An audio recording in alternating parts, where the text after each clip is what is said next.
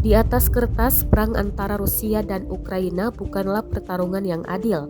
Pada setiap metrik yang dapat diukur, mulai pasukan, kendaraan bersenjata, pesawat terbang hingga rudal maupun artileri, Rusia unggul secara signifikan.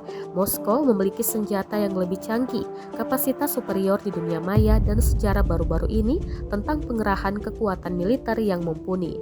Namun setidaknya sejauh ini, perang belum berjalan sesuai keinginan Rusia. Pasukan Rusia telah ditahan di luar Kiev, ibu kota Ukraina.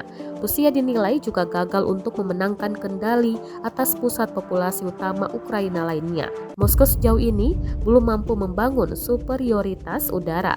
Mereka bahkan gagal dalam tugas-tugas logistik dasar, seperti memastikan kendaraan mereka memiliki bahan bakar yang cukup.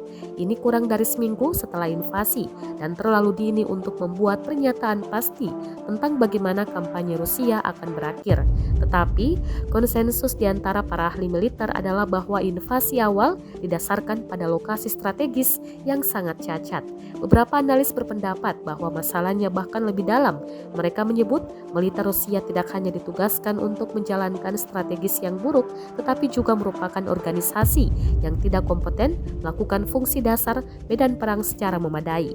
Penjelasan paling sederhana di sini adalah bahwa militer Rusia itu buruk. Itu adalah macan kertas dan sekarang kertas itu terbakar, tulis Brad Friedman, seorang perwira cadangan Korps Marinir dan penulis buku On Tactics. Dalam jangka panjang, Friedman dan pakar lainnya memperingatkan Rusia masih diunggulkan untuk memenangkan perang. Rusia terlalu besar dan dilengkapi dengan baik.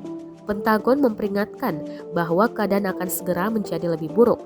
Dalam briefing hari Senin, seorang pejabat senior pertahanan Amerika Serikat memperingatkan bahwa Rusia mungkin mengepung Kiev dan kota-kota Ukraina lainnya, sebuah taktik brutal yang dengan sengaja memotong warga sipil dari kebutuhan dasar seperti makanan.